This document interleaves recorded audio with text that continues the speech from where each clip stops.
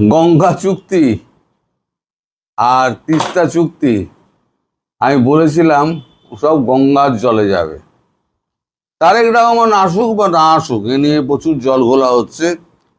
আজকে নাকি শুনলাম আবার আপনাদের হুমায়ুন কবির উপদেষ্টা, তিনি নাকি বলেছেন আবার যে সম্মানজনকভাবে আমাদেরকে দ্বিপাক্ষীয় স্বার্থ দেখে নাকি এই সমস্ত কি সব বাতেলা বাতেলা দিয়েছে। হ্যাঁ, যাতে আমরা কান দিই না, এখন আর কান দিই না। এগুলো হচ্ছে সফট ডিপ্লোম্যাসির ফল। এতদিন সফট ডিপ্লোম্যাসি হয়েছে, তো সফট ডিপ্লোম্যাসির ফল হচ্ছে এইটা। আরুন করুন, সফট ডিপ্লোম্যাসি করুন। একদিনে 10টা টপকে দিতেন, দেখতেন সব হার্ড ডিপ্লোম্যাসি দেখবেন সব সিধে হয়ে যাবে। টপকে দেওয়া উচিত ছিল গোটা 10-15, তাহলে সিধে থাকতো। আমরা নাকি কি বলে, যাই হোক, পরে আলোচনা করব।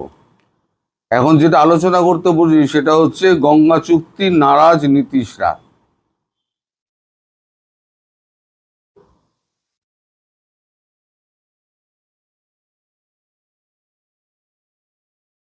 আগে তো ছিল একজন, এখন হয়েছে দুজন। আগে ছিলেন আমাদের পশ্চিমবঙ্গের মুখ্যমন্ত্রী, তিনি হচ্ছেন মমতা বন্দ্যোপাধ্যায়, তিনি ব্যাগড়া দিতেন। এবার ব্যাগড়া দিচ্ছেন স্বয়ং নীতিশ কুমার, যিনি দীর্ঘকালের এনডিএ শরিক এবং বিহারের মুখ্যমন্ত্রী ছিলেন। এখন বিহারের মুখ্যমন্ত্রিত্ব ছেড়ে এখন উনি রাজ্যসভায় এসছেন।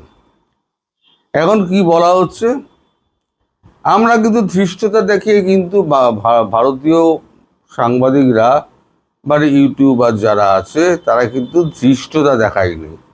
কয়েকজন বাংলাদেশি আমাদের ভাই বন্ধু অনেকে বলার চেষ্টা করছেন যে আমরা ধৃষ্টতা দেখাচ্ছি। ধৃষ্টতা আমরা দেখাইনি। আমরা যদি ধৃষ্টতা দেখাতাম তাহলে কূটনৈতিক স্তরে আপনারা যেগুলো বলেছেন সেগুলো ধৃষ্টতার পর্যায়ে পড়ে কি পড়ে না।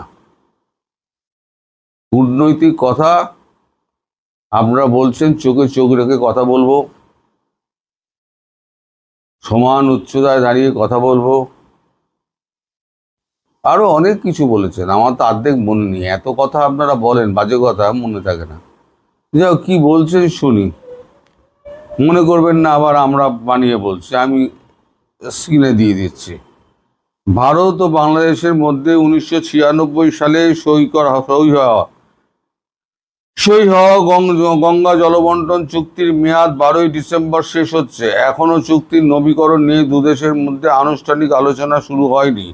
ঢাকাকে নয়াদিল্লির খোলা বার্তা, বাংলাদেশের প্রধানমন্ত্রী তারেক রহমান দ্রুত দিল্লি এলে এই চুক্তি চূড়ান্ত রূপ পাবে।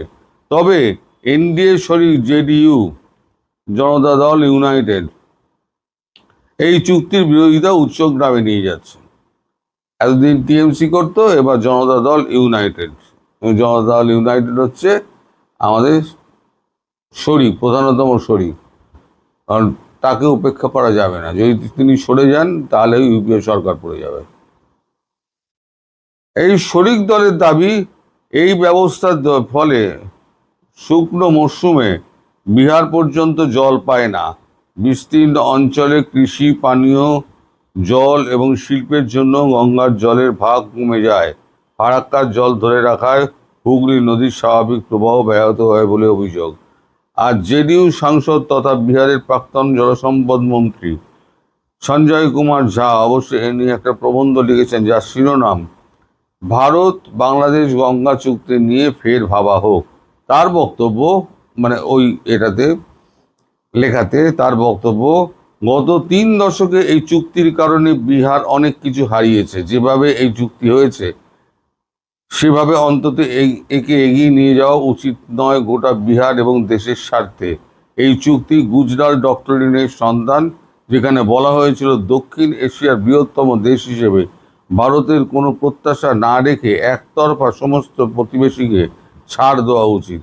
সম্প্রতি তিনি রাজ্যসভায় সদ্য সমাপ্ত বাদল অধিবেশনেও বলেছেন, ফারাক্কা বারাজ মূলত কলকাতা বন্দর এবং হুগলি নদীর নাব্যতা বজায় রাখার জন্য নির্মিত হলেও বাংলাদেশকে জল সরবরাহের বর্তমান ব্যবস্থায় সবচেয়ে বেশি ক্ষতিগ্রস্ত হয়েছে বিহারের।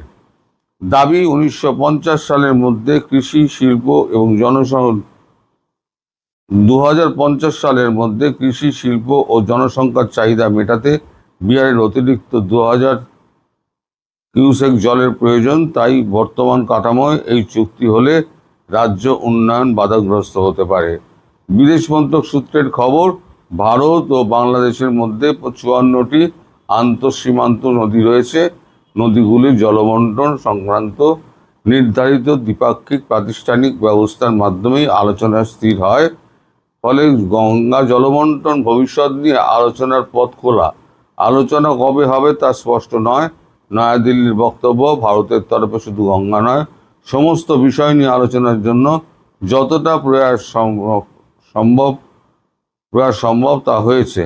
এবার একটি স্বাধীন বা সার্বভৌম দেশ হিসেবে বাংলাদেশ যে সিদ্ধান্ত নেবে, এটা নয়াদিল্লি মনে করিয়ে দিচ্ছে দ্বিপাক্ষিক সম্পর্কের ভিত্তি হলো শর্তহীনভাবে পারস্পরিক আস্থা, যেটা ওরাও বলেছিল। তারেকের বিদেশ বিষয়ক উপদেষ্টা হুমায়ুন কবির বলেন, আগামী মাসে ভারতে আয়োজিত ব্রিক্স সম্মেলনে প্রধানমন্ত্রীর যোগ দেওয়ার সম্ভাবনা ক্ষীণ। যদি পারস্পরিক বিশ্বাসের ভিত্তিতে উপযুক্ত পরিবেশ তৈরি হয় এবং সম্মানজনক আমন্ত্রণ আসে, তাহলে সেটা সিদ্ধান্ত নেওয়া হবে। সম্মানজনক আমন্ত্রণ কি এবার গলায় গামছা দিয়ে কন্যা দায়গ্রস্ত পিতার মতো গিয়ে বলতে হবে, হুজুর আপনি আমার ভারতবর্ষে এসে পদধূলি দিন? এইটাই তো বাকি আছে নরেন্দ্র মোদীর, এইটা বলাটাই বাকি আছে। এবার আপনারা চাইছেন কি? এই যে আমরা এত সফট ডিপ্লোম্যাসি করেছি না, আমি বারবার বারণ করি, সফট ডিপ্লোম্যাসির যুগ চলে গেছে। এখন জিসকা ভ্যাঁস জিসকা ডান্ডা উসকা ভ্যাঁস, লাঠি যার হাতে তার হাতে ভ্যাঁস, লাঠি মারো সব সিধে হয়ে যাবে। ওই জন্য ওই 10টা টপকে দিলে পরে সব সিধে হয়ে যেত। তো যাই হোক, এখন তো নরেন্দ্র মোদীর সফট ডিপ্লোম্যাসির যুগ। নরেন্দ্র মোদী বুঝবেন, আরও একটুখানি সফট ডিপ্লোম্যাসি দেখান, আরও 2-4টে চিঠিপিটি পাঠান, দেখুন বাংলাদেশ নরম হয় কিনা। আর বাংলাদেশের থেকে আপনি কি আদায় করতে পারেন সেটাও আমরা দেখে নেব। বাংলাদেশের যা কাণ্ড কারখানা দেখছি, তাতে মোটামুটি একদম রেডি হয়ে থাকুন উত্তম মধ্যম খাওয়ার জন্য। রেডি হয়ে থাকুন। যে কোনো দিন ধৈর্যের বাঁধ টুটে গেলে উত্তম মধ্যম এবং নিম্ন উচ্চ সব, উচ্চ থেকে একেবারে উত্তম মধ্যম সব হবে। এখন এটাকে যদি আপনারা ধৃষ্টতা বলে মনে করেন, তাহলে তাই, আমরা ধৃষ্টতা প্রকাশ করছি। আর আপনারা ন্যায়ের প্রতিরূপ, এবং আপনারা যা বলেন সেটা হচ্ছে ধ্রুব সত্য। মানুষকে ভুল বোঝানোর জন্য ভারত আবার চিঠি দিয়েছে, এই কথাটা বলাটা আপনাদের কোন ধৃষ্টতার মধ্যে পড়ে সেটা একবার ভেবে আমাদেরকে জানাবেন। সবাইকে আমার ধন্যবাদ, নমস্কার।